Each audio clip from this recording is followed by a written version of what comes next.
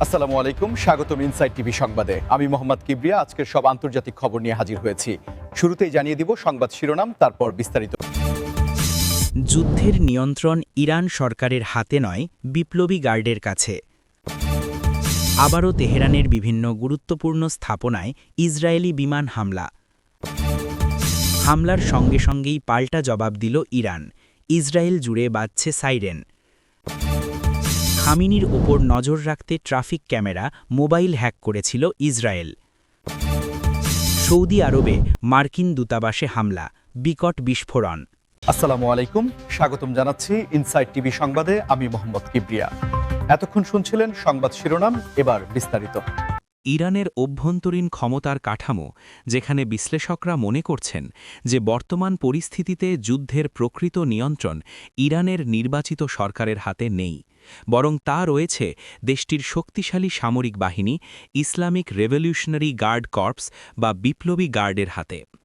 আপনারা হয়তো অনেকেই জানেন যে ইরানের রাষ্ট্রীয় কাঠামো বিশ্বের অন্যান্য দেশের তুলনায় অনেকটাই ভিন্ন এবং জটিল, যেখানে একজন নির্বাচিত প্রেসিডেন্ট এবং সংসদ থাকলেও চূড়ান্ত সিদ্ধান্ত গ্রহণের ক্ষমতা থাকে সর্বোচ্চ ধর্মীয় নেতা বা সুপ্রিম লিডারের কাছে।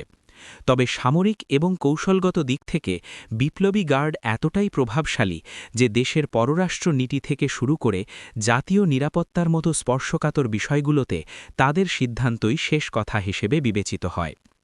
১৯৭৯ সালের ইসলামিক বিপ্লবের পর এই বাহিনী গঠন করা হয়েছিল মূলত দেশের প্রচলিত সেনাবাহিনীর পাশাপাশি ইসলামিক শাসন ব্যবস্থাকে টিকিয়ে রাখার জন্য। কিন্তু সময়ের সাথে সাথে তারা কেবল একটি সামরিক বাহিনীতেই সীমাবদ্ধ থাকেনি, বরং ইরানের অর্থনীতি, রাজনীতি এবং আন্তর্জাতিক সম্পর্কের ক্ষেত্রে এক বিশাল সাম্রাজ্য গড়ে তুলেছে। তাদের নিজস্ব পদাতিক, নৌ এবং বিমান বাহিনী রয়েছে, যারা সরাসরি সুপ্রিম লিডারের কাছে জবাবদিহি করে। বর্তমানের যে উত্তেজনাকর পরিস্থিতি আমরা দেখতে পাচ্ছি, সেখানে ইরানের নির্বাচিত প্রেসিডেন্ট বা বেসামরিক সরকার চাইলেও অনেক সময় কূটনৈতিক সমাধানের পথে হাঁটতে পারে না, কারণ বিপ্লবী গার্ডের হার্ডলাইন বা কট্টরপন্থী অবস্থান যে কোনো আপোষের পথে বড় বাধা হয়ে দাঁড়ায়। আন্তর্জাতিক গণমাধ্যম এবং সামরিক বিশেষজ্ঞদের মতে মধ্যপ্রাচ্যে ইরানের যে প্রভাব বলয় রয়েছে, বিশেষ করে লেবানন, সিরিয়া, ইরাক এবং ইয়েমেনে, তার পুরো নেটওয়ার্কটি নিয়ন্ত্রণ করে এই বিপ্লবী গার্ডের কুদস ফোর্স। সুতরাং যখন কোনো যুদ্ধ বা সংঘাতের পরিস্থিতি তৈরি হয়, তখন কৌশলগত হামলা, পাল্টা জবাব বা প্রক্সি যুদ্ধের নির্দেশনা সরাসরি সরকারের মন্ত্রণালয় থেকে আসে না, বরং তা আসে বিপ্লবী গার্ডের হেডকোয়ার্টার থেকে। আবারও তেহরানের বিভিন্ন গুরুত্বপূর্ণ সামরিক ও কৌশলগত স্থাপনায় ইসরায়েলি বিমান হামলার খবর সারা বিশ্বে ব্যাপক আলোড়ন সৃষ্টি করেছে। আধুনিক যুদ্ধকৌশল এবং প্রযুক্তির এক চরম প্রদর্শনী হিসেবে ইসরায়েল তাদের অত্যাধুনিক যুদ্ধবিমান ব্যবহার করে এই হামলা চালিয়েছে, যা মূলত ইরানের আকাশ প্রতিরক্ষা ব্যবস্থা এবং রাডার স্টেশনগুলোকে লক্ষ্য করে করা হয়েছে বলে বিভিন্ন আন্তর্জাতিক সংবাদ মাধ্যম থেকে জানা যাচ্ছে। এই ঘটনাটি এমন এক সময় ঘটল যখন পুরো মধ্যপ্রাচ্য একটি বারুদের স্তূপের ওপর বসে আছে এবং যে কোনো মুহূর্তে একটি ছোট স্ফুলিঙ্গ বড় ধরনের আঞ্চলিক যুদ্ধের সূত্রপাত ঘটাতে পারে বলে জাতিসংঘসহ বিশ্বের বড় বড় পরাশক্তিগুলো বারবার সতর্ক করে আসছে। আপনার যারা নিয়মিত আন্তর্জাতিক সংবাদ অনুসরণ করেন, তারা নিশ্চয়ই খেয়াল করেছেন যে ইসরায়েল এবং ইরানের মধ্যকার এই ছায়াযুদ্ধ বা শ্যাডো ওয়ার গত কয়েক দশক ধরেই চলে আসছে, কিন্তু সম্প্রতি তা প্রকাশ্য রূপ ধারণ করেছে। ইসরায়েল বরাবরই দাবি করে আসছে যে ইরান তাদের জাতীয় নিরাপত্তার জন্য সবচেয়ে বড় হুমকি এবং তেহরান যাতে কোনোভাবেই পারমাণবিক সক্ষমতা বা অত্যাধুনিক ব্যালিস্টিক মিসাইল প্রযুক্তিতে খুব বেশি দূর অগ্রসর হতে না পারে, তা নিশ্চিত করতেই তারা এই ধরনের প্রতিরোধমূলক বা প্রিএমটিভ স্ট্রাইক চালিয়ে থাকে। অন্যদিকে ইরানের দাবি অনুযায়ী এই হামলা তাদের সার্বভৌমত্বের ওপর সরাসরি আঘাত এবং আন্তর্জাতিক আইনের চরম লঙ্ঘন। তেহরানের আকাশে যখন গভীর রাতে বিস্ফোরণের শব্দ শোনা যায়, তখন সাধারণ মানুষের মধ্যে যে আতঙ্ক ছড়িয়ে পড়ে তা সহজেই অনুমেয়। তবে দুই পক্ষই নিজেদের মতো করে সাফল্যের দাবি করছে। ইসরায়েল বলছে তারা নির্দিষ্ট লক্ষ্যবস্তুতে সফলভাবে আঘাত হানতে সক্ষম হয়েছে। ইসরায়েলি বিমান হামলার রেশ কাটতে না কাটতেই পরিস্থিতি নাটকীয় মোড় নেয়, যখন হামলার সঙ্গে সঙ্গেই অত্যন্ত দ্রুতগতিতে পাল্টা জবাব দিল ইরান, এবং এর ফলে ইসরায়েল জুড়ে বাজতে শুরু করে সতর্কতামূলক সাইরেন। আধুনিক সামরিক ইতিহাসে এত দ্রুত কাউন্টার অ্যাটাক বা পাল্টা হামলার ঘটনা সত্যিই বিরল, যা প্রমাণ করে যে ইরান আগে থেকেই এই ধরনের কোনো পরিস্থিতির জন্য তাদের সামরিক ইউনিটগুলোকে সর্বোচ্চ সতর্কাবস্থায় বা হাই অ্যালার্টে রেখেছিল।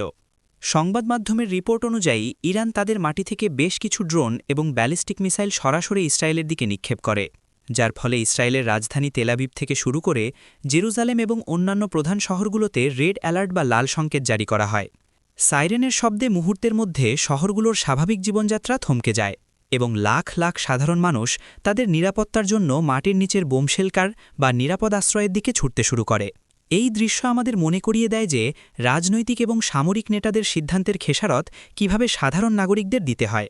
এই পর্যায়ে ইসরায়েলের বিখ্যাত আকাশ প্রতিরক্ষা ব্যবস্থা আয়রন ডোম, অ্যারো এবং ডেভিড স্লিং সক্রিয় হয়ে ওঠে এবং রাতের আকাশে একের পর এক ইন্টারসেপ্টর মিসাইল ছুড়ে ইরানের ধেয়ে আসা আক্রমণগুলোকে মাঝ আকাশেই ধ্বংস করার চেষ্টা করতে থাকে। আকাশে যখন দুটি মিসাইলের সংঘর্ষ হয় তখন যে বিশাল আলোর ঝলকানি এবং বিকট শব্দ তৈরি হয় তা ওই অঞ্চলের মানুষের মনে এক গভীর মানসিক ট্রমা বা ভীতি সৃষ্টি করে। ইরানের এই পাল্টা জবাব দেওয়ার পেছনের মূল উদ্দেশ্য কেবল সামরিক ক্ষতিসাধন নয়, বরং এটি একটি বড় ধরনের মনস্তাত্ত্বিক যুদ্ধ বা সাইকোলজিক্যাল ওয়ারফেয়ারের অংশ।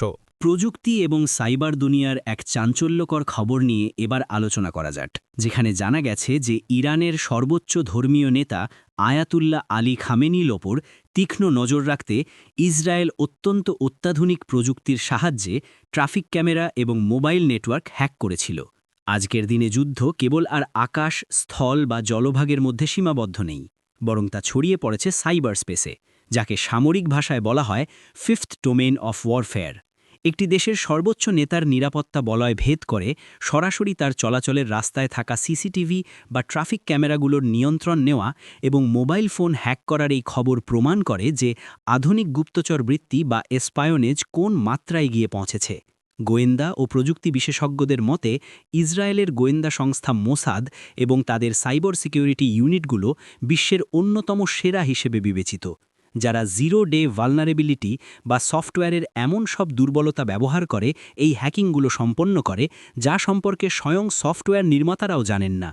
খামেনির মতো একজন হাই প্রোফাইল ব্যক্তির কনভয় বা গাড়িবহর কখন কোন রাস্তা দিয়ে যাবে, তার সাথে কারা সাক্ষাৎ করছেন বা তিনি কোন মুহূর্তে কোথায় অবস্থান করছেন, এই ধরনের রিয়েল টাইম ডাটা বা তাৎক্ষণিক তথ্য সংগ্রহের জন্য রাস্তার সাধারণ ট্রাফিক ক্যামেরাকে হাতিয়ার হিসেবে ব্যবহার করাটা এক কথায় অবিশ্বাস্য একটি কৌশল।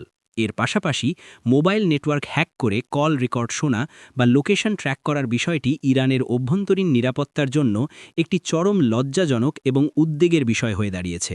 এই ঘটনাটি প্রকাশ্যে আসার পর ইরানের সাইবার ডিফেন্স ইউনিটগুলোর সক্ষমতা নিয়ে বড় ধরনের প্রশ্ন উঠেছে এবং তারা তাদের পুরো আইটি অবকাঠামো নতুন করে সাজানোর জন্য ব্যাপক চাপের মুখে পড়েছে। এই হ্যাকিংয়ের খবর শুধু ইরান নয়, মার্কিন দূতাবাসে এক আকস্মিক হামলা এবং বিকট বিস্ফোরণের ঘটনা, যা পুরো কূটনৈতিক বিশ্বে এক বিশাল শকের সৃষ্টি করেছে। আন্তর্জাতিক আইন অনুযায়ী যে কোনো দেশের দূতাবাসকে সেই দেশের সার্বভৌম সীমানা হিসেবে ধরা হয় এবং সেখানে হামলার অর্থ হল সরাসরি সেই রাষ্ট্রকে আক্রমণ করা। সৌদি আরব হল মধ্যপ্রাচ্যে মার্কিন যুক্তরাষ্ট্রের অন্যতম প্রধান মিত্র এবং সেখানে কঠোর নিরাপত্তার চাদরে ঢাকা মার্কিন দূতাবাসে কিভাবে এই ধরনের হামলা সংঘটিত হল তা নিয়ে নিরাপত্তা বিশ্লেষকদের মধ্যে ব্যাপক আলোচনা শুরু হয়েছে। প্রাথমিক রিপোর্টগুলো থেকে জানা যাচ্ছে যে অজ্ঞাত কোনো গোষ্ঠী বা ব্যক্তি এই হামলা চালিয়েছে এবং বিস্ফোরণের তীব্রতা এতটাই বেশি ছিল যে আশেপাশের এলাকা কেঁপে ওঠে এবং দূতাবাসের কাঠামোগত ক্ষতি সাধিত হয়। হামলার পরপরই সৌদি নিরাপত্তা বাহিনী এবং মার্কিন মেরিন গার্ডরা পুরো এলাকা কর্ডন করে ফেলে এবং জরুরি উদ্ধারকারী দলগুলো দ্রুত ঘটনাস্থলে পৌঁছায়।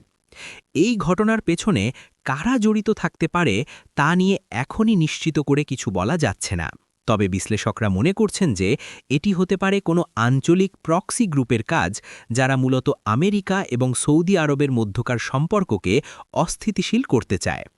সাম্প্রতিক সময়ে মধ্যপ্রাচ্যে যে অস্থিরতা বিরাজ করছে তার সরাসরি প্রভাব পড়ছে এই ধরনের কূটনৈতিক মিশনগুলোর ওপর। আমেরিকা ইতিমধ্যে এই ঘটনার একটি পূর্ণাঙ্গ তদন্ত দাবি করেছে এবং সৌদি কর্তৃপক্ষ আশ্বাস দিয়েছে যে তারা এই হামলার সাথে জড়িতদের খুঁজে বের করে উপযুক্ত বিচারের আওতায় আনবে।